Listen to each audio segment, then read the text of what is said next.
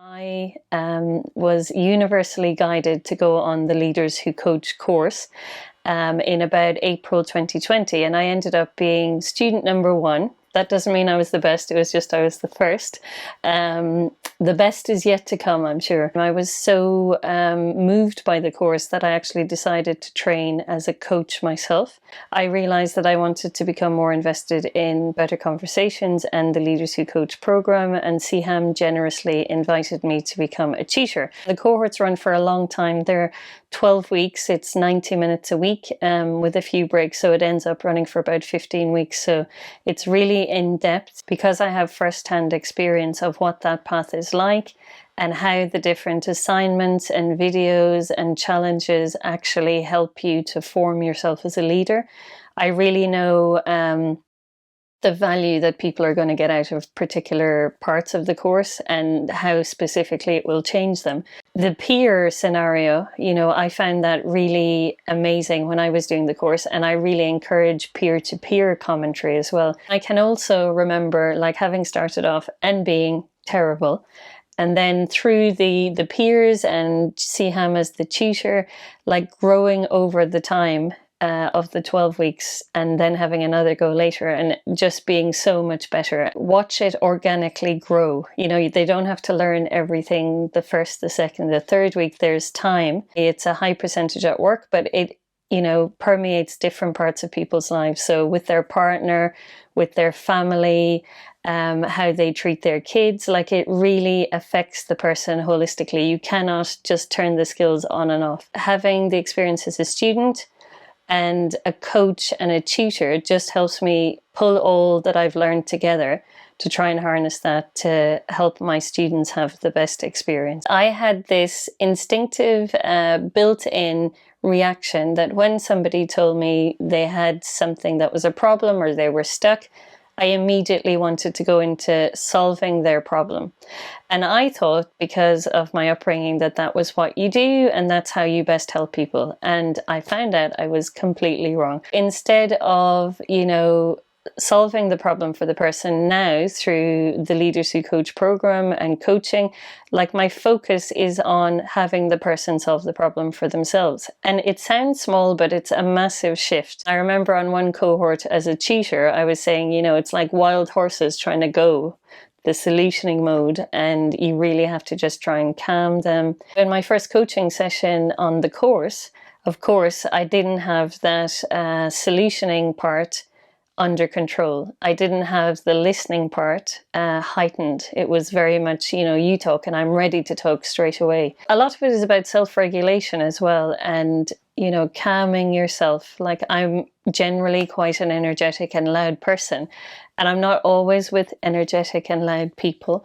So to really see the energy of the other person, to regulate yourself so that you don't go into solution mode, so that you only talk 20% of the time, so that you're helping the person explore, that you're present and listening, that you're not fighting your internal voice to give them the solution or have an opinion, that you're just literally guiding them to hear themselves think. It is mind-blowing how wonderful it is to see people really lean into these skills and perfect them in quite a short space of time relatively. It's not just that person having that experience, it's everybody they lead, it's their peers, it's their partner, it's their kids if they have kids.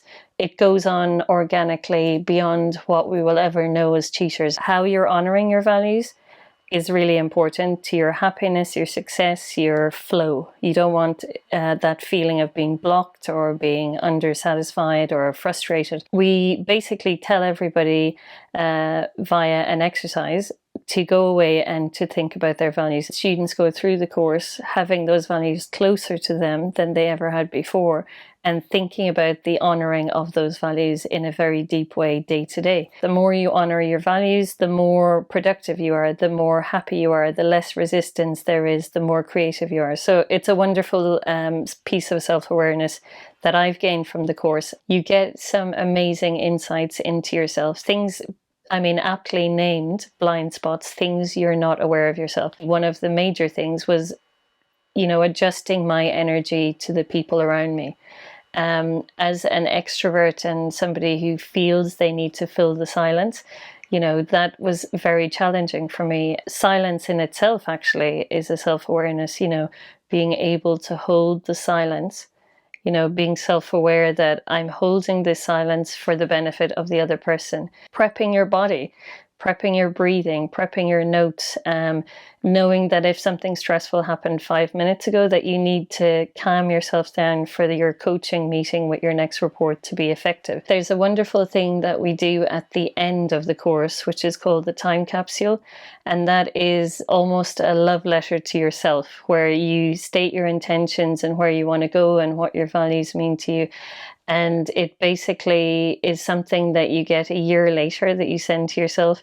And it kind of is an accountability measure. There's no part of you, I think, that's not touched by this course in terms of self-awareness. How you show up, how you breathe, how you think, how you watch other people's body language, how your body language is. I think it's just really vast. My values are connection, humility, and equity.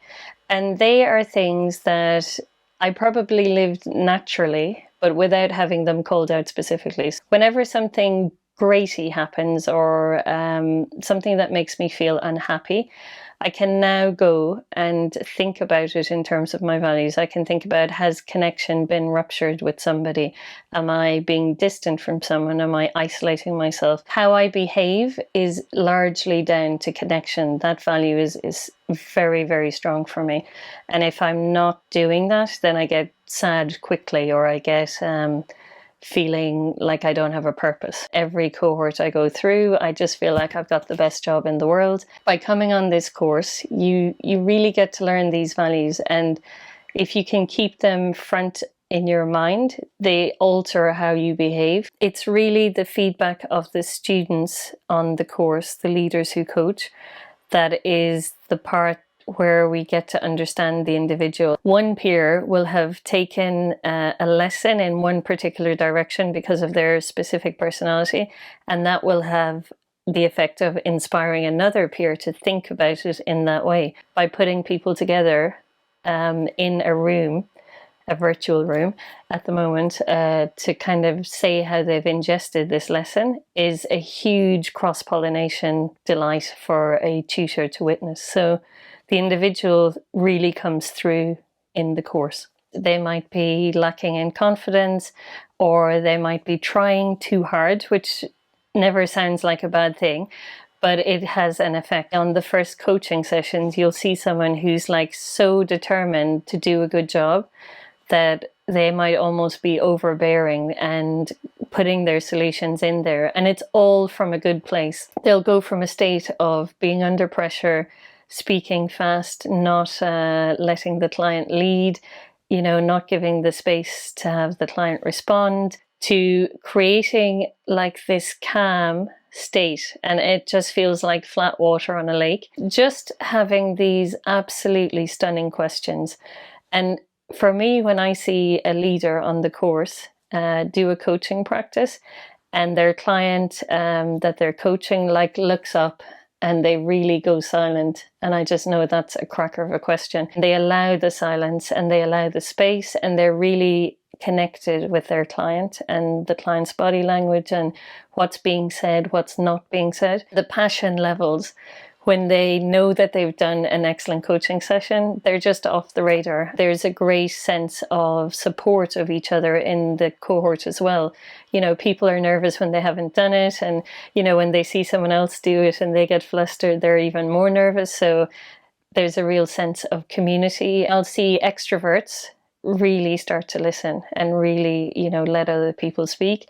I'll see like light bulb moments of people realizing that it's not about me. It's not about me at all. It's about the other person. It starts off a skill at one level and then builds and builds and builds and builds that skill. It is so hard to hold back from wanting to give the solution or wanting to give your opinion.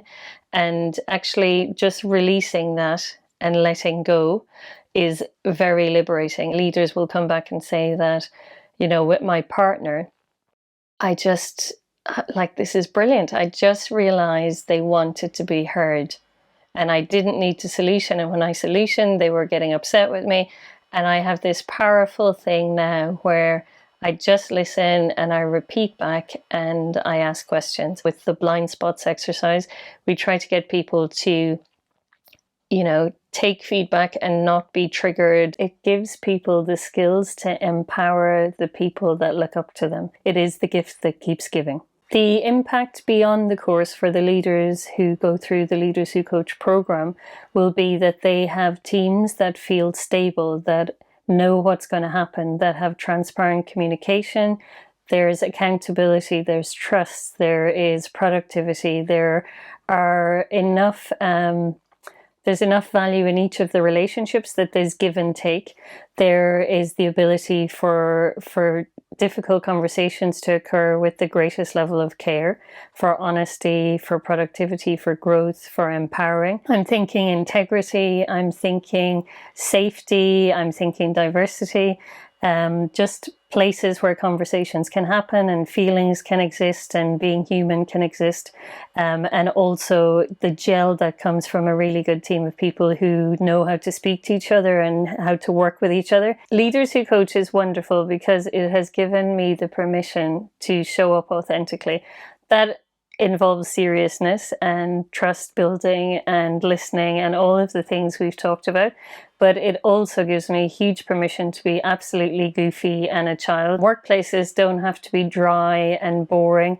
Getting to know your people and having trust allows you a lot of leeway for fun, respectful fun. I am a naturally goofy person, which doesn't align with the traditional leadership styles that we expect.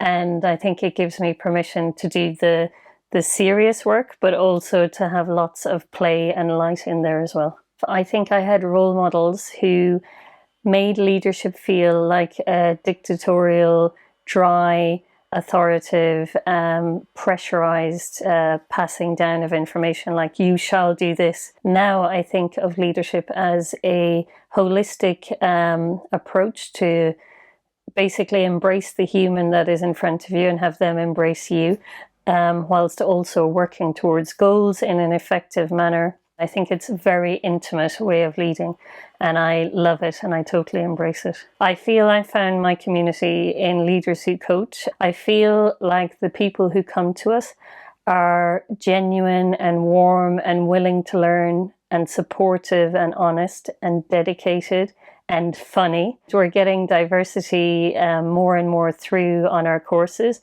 from comedians to lawyers to physiotherapists to techies to, I don't know what's going to happen next, but I'm looking forward to the journey ahead. The leaders who come to us often come with war stories and hurt and experiences that have left them in a worse state throughout their career. And as they become leaders themselves through experience, they find they don't often have the tools and they might be at odds with the style of leadership that was role modeled to them.